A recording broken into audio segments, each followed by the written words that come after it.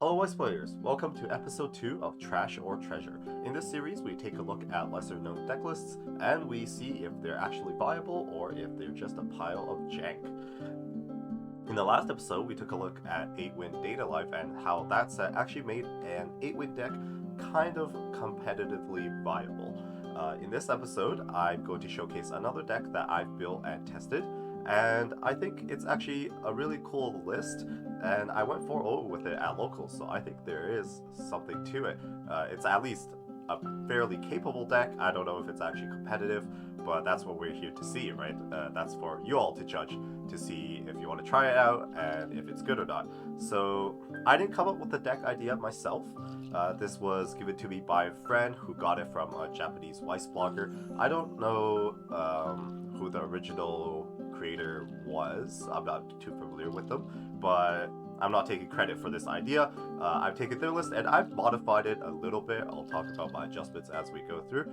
But essentially, the idea of the deck is we're playing Azurlane and we're playing triple climax combo. So we have 3 Graph climax, 4 Taiho climax, and 1 Shinano climax. So I saw a bit of glare. Apologize for that, but hopefully you can see the cards over here, right? So Shinano climax, 4 Taihos, and then 3 Graphs. Now, what's the point of this deck? So the point of this deck is to play a fairly unconventional card, is to spam as many of this event as possible. So this is a 3-2 event that reads, if you have 5 more characters on your board, you may deal 4 damage to your opponent. So this gives you fairly high reach with your finisher, and your top end is pretty variable depending on what cards you get access to. So obviously we're playing the 1 Shinano climax, so we're playing some Shinanos, but with the Graph climax you can also use Graph as like an alternate finisher, kind of, right? So that's the main idea of the deck. You want to be spamming these explosive boat events, and we're playing triple climax combo. So now let's get into the deck build and how it works, right? So starting with level 0s, well, let's start with the most important level 0. So we are playing 4 of the Taiho, right? So 4 Taihos. This is top 3 plus Brainstorm, tap self, and with the climax combo, what it does is when you play the Taiho Gold Bar, it returns itself to your hand, and you can stock a character from your waiting room. So this helps you generate resources with stock, and you want to be able to find 2 copies as fast as possible. So in this deck, when you mulligan early game, the only things you would ever keep are Taiho and her climax. You want 1 climax, and ideally get access to 2 Taihos as fast as possible. If you want to keep like a playable level 0, that's fine as well, but generally you're hard mulling trying to find these Taihos. So 4 copies. To help us get to our Taihos as fast as possible, we're playing 3 copies of Hanazuki. So in the original list, they were playing 4 copies of Hanazuki because it's like another copy of Taiho, so you want to see it as fast as possible, right? I'm playing 3 copies because I'm also playing 2 Clevelands. In the original list, they weren't playing Clevelands at all, but I figured Cleveland was also a good option because this offers you to search something on play compared to Hanazuki, where it has to be sent to the waiting room. So while Hanazuki has the advantage of you being able to throw this out turn 1 and have it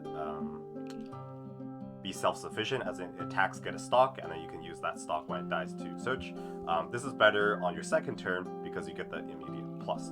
So I'm playing 3 and 2, just more ways to get to our Taiho here, which we want to find 4 copies of. I think if I put things on the other side, the glare is not as bad. The glare is really bad over here.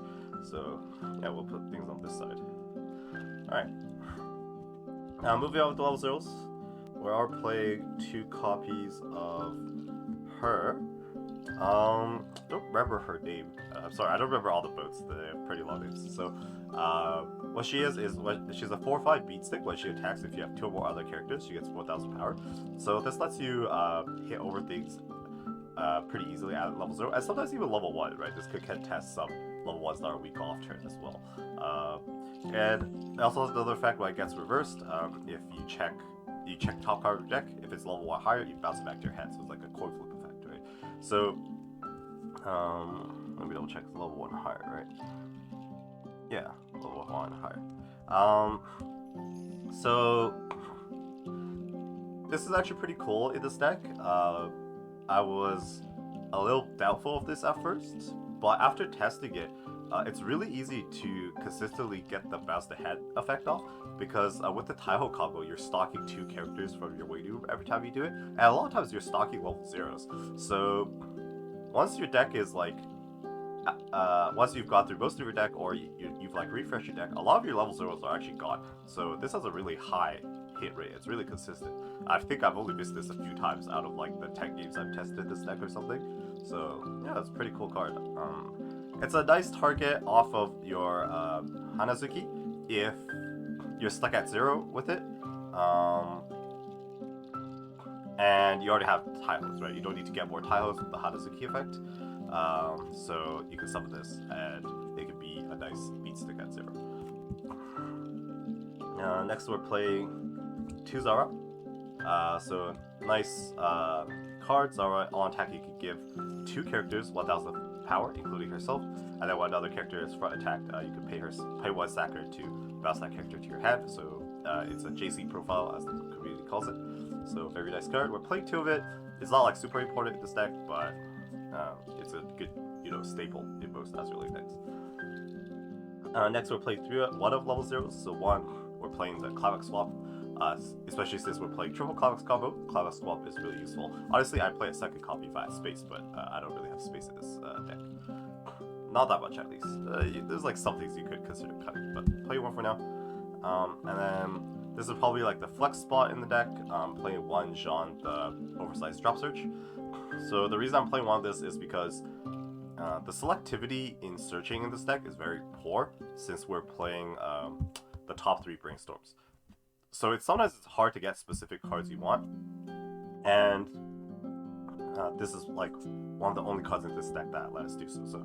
But you don't have to play this. Like I said, this is probably like one of the main flex spots in this deck. You could take this out for something else if you want.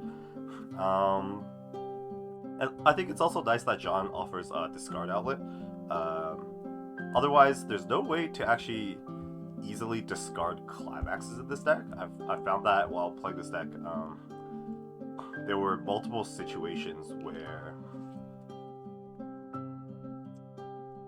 I would, because in this deck the point is to loop the Taiho combo, right? So you want to be able to ensure that you can play the Taiho climax almost every turn. So it's okay to hold a climax. Like if you have 2 Taiho climaxes, it's okay to hold it because you're gonna play 1 and then you want to have 1 for next turn. But since you play like a bunch of gold bars, sometimes you have triggering gold bars and whatnot, and you just end up with a bunch of climax in your hand, and it's hard to get them out. So this kind of helps with that situation. So yeah, 1 of this, 1 Jean. And then the last level 0 we're playing is 1 copy of Unicorn. So Unicorn's interesting in this deck. Its main function is not as a brainstorm, although I mean you could use it as such, but generally you want to loop the Taihos, right? You don't want to be brainstorming with the Unicorn because then it's stuck in the back row and you don't get as much value off your Taiho combo. You generally want to have 2 Taihos in the back, bounce them back to hand, get 2 stock every turn. So what does Unicorn do? Unicorn is a level 3 combo piece in this deck. Because you generally want to find it and you just want to hold on to it, and then you just use the heal 1 burn 1 effect at endgame, because you generate so much stock with your Taihos, you almost always have enough stock to use Unicorn for the extra push. So it's a nice little combo piece. I mean, it's not like ultra important in the deck. A lot of games, it's like I said, it's hard to find specific cards in this deck, so I never found Unicorn, but it has come up in some games, right? So you won't find this every game, but the games that you do, you can hold on to it, and it's a nice combo piece for like any game for your level 3. So I'm playing 16 level 0s because this deck's fairly top end heavy. I think 16 is a good number to hit in terms of consistency. Another option I could consider is maybe I could play some Laffies, but the problem with Laffy in this deck early game is you want to dig for your Taihos, and Laffy can't hit Taihos off her search effect. So that's the only issue with Laffy, but I might consider playing it just because, like I said, this card, with this card, like, Laffy will give you another way to discard your climaxes, right? So that might be an option. I might consider cutting one of these two for Laffys, right? Either the Noshiro or the Zara. Like, Zara's a good card, but I feel like you don't need it in this deck. And then, same with this. It's nice to have option, but I feel like you don't need it. So maybe one of these two I'll cut for Laffys. I'll test that out. Okay, so that's the level zeros. Moving on to level 1. So you can see we're playing level 0 climax combo. So what do you do for level 1s? Well, for the level 1s, we're playing these girls, Soryu and Hiryu, I believe. So we're playing 4 copies of each. Like I said, there's a glare. Let me move it over. Probably a bit more clear. Okay, there we go. So what these do is both of them have the effect on play. You can pay a stock to summon the other one from your deck. And then if you have the other one in the front row, they get continuous 3,500 power. So if you have both of them in the front row, they're each 7,000 power. They also have an additional effect. This one on attack, if you have her, you can give something 1,000 power. That's not herself. And then she has a hand encore effect where you can discard a card to encore her, but then she gets sent to the waiting room at the end of your next turn. I don't use the encore effect too much, but it can come up. Especially if you want to use that as a discard outlet for something. Like for, say, your graph, you can discard a copy of your graph to the waiting room, because the climax combo for graph, you need one graph in the waiting room to play it out, right? So this can be useful in that regard, but it's not the most relevant thing. So 8 copies of this is how you plus at level 1. You can convert all your stock to card advantage through this. And there's 7k cross turn, which is actually like pretty strong. Like, these cards are pretty nice at level 1. I really underestimated how good these would be. It felt really good playing with them. So 8 copies of that, and we're also playing 2 copies of this one. Don't remember her name, but essentially she's a stock charger when you play a gold bar. So when you play a gold bar, she gets the effect. When you attack, check top card. If it's level 1 higher, send it to stock. And she also gets 500 power when you play gold bar. So it just helps you generate more resources, and it's a decent beat stick at level 1, since it also gets 1k with experience too. So with a gold bar, it hits like 7,000 power, so it's not bad. These aren't like super important. The main level 1 lineup will be these dragons over here. And then the final level 1 I'm playing is 1 copy of this submarine, U-47. So this is a level assist. When you play a climax, I believe, it gives one of your characters the ability, on attack, look at 2 cards from the top of your deck, leave one on top, send the other to a waiting room, and you can also rest her to look at top card of your waiting room, send to waiting room, or leave it on top. So it's a nice utility card, and it's like a standby target for if you trigger a standby climax or anything. But honestly, I don't stand by this too often, especially like early, because if you have this stuck in your back row, you can't do double Taiho combo anymore. So this makes your Taiho combo a lot worse once you have this established. But it's nice sometimes at level 2 with your graph, right? It pops up your graph and makes her a lot stronger. And it's like some way to get value out of your standby triggers early on. So that's alright. I'm only playing 1 copy. In the original list there was 2, but I think I prefer just 1. I don't use it all that much. For level 2, we're only playing 1 card. Play 1 copy of the memory kick counter. It's like pretty much the only defensive counter that Azurlane has, so just play 1 copy in case it ever comes up. Next, on to the level 3s. So we're playing 2 Nagato because it's the only early play healer in the set. Honestly, I don't play Nagato all that much, so if you need to level this for experience, feel free to do so. But yeah, it's there as an option, just 2 copies of it. And then 3 copies of Shinano. So you might be wondering, why don't you max out on your finisher? Well, Shinano's kind of like more of a backup plan, right? We're not super focused on the Shinano combo, because we're only playing 1 copy of the climax, so even though there are multiple ways to find it, sometimes you can't, and then Shinano's a dead card. I usually level 1 of these for experience, and then obviously it's best if you can get Shinano combo off, plus all your other shenanigans, but it's not the end of the world if you can't. So Usually you just try to aim for 1 copies. There has been some games where I fired off double Shinano and some boats as well. That was pretty cool. Like if you could do double Shinano, 1 or 2 explosive boats and unicorn, that's a lot of damage. But most of the time, if you have her climax, it's fine if you just have the 1 copy. There's like other finisher things you can do in this deck.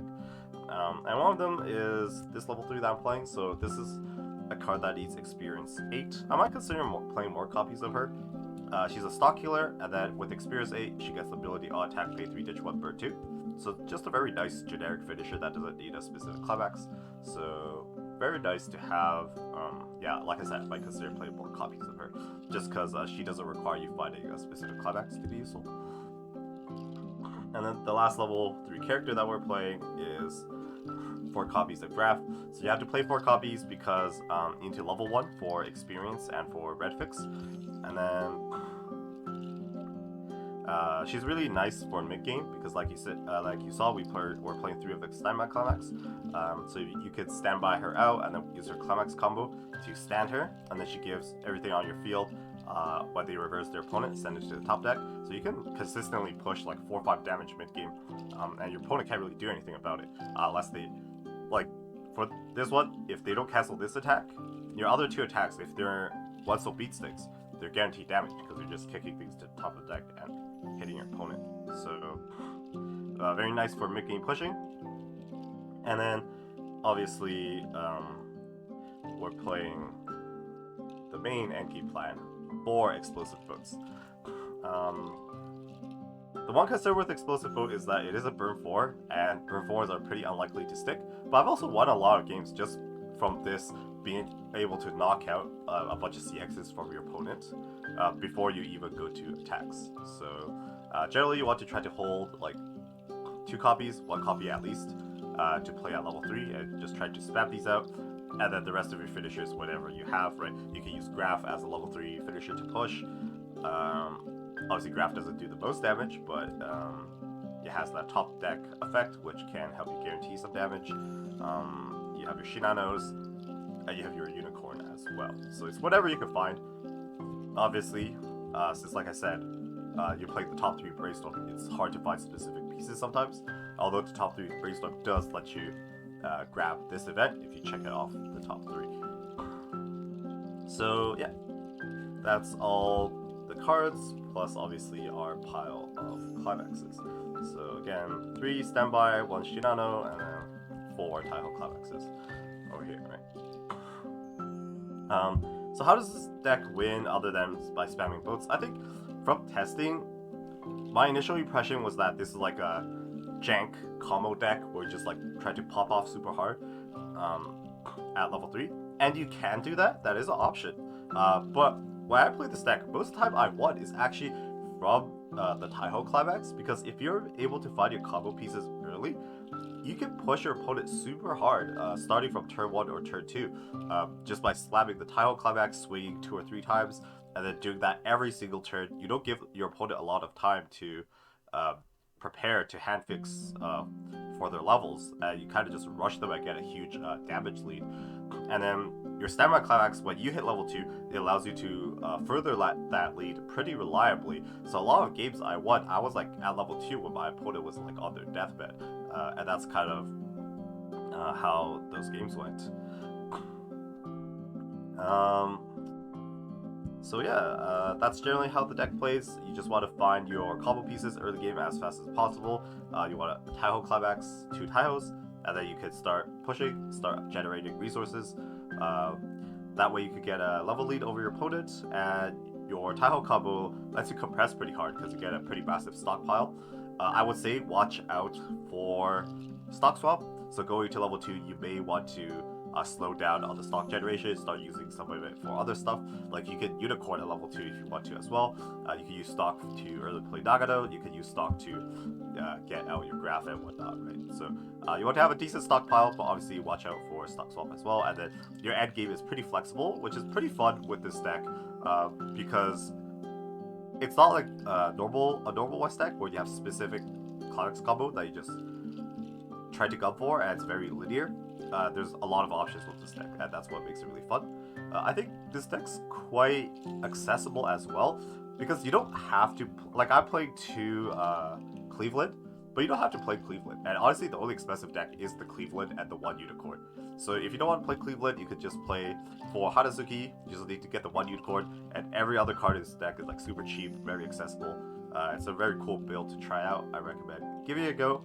Honestly, I don't know if this is actually a competitively viable deck, but I've had a lot of success with it, and it has been very fun. So let me know in the comments whether you think this is trash or treasure. Thanks for watching.